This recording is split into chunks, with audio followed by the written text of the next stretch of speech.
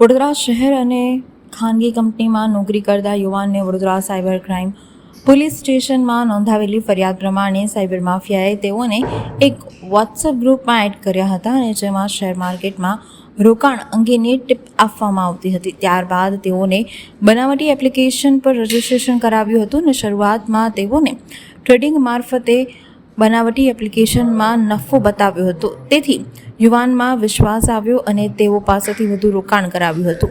તેઓને એપ્લિકેશનમાં IPO allotment થયો હતો અને તે દર્શાવવામાં આવ્યું હતું.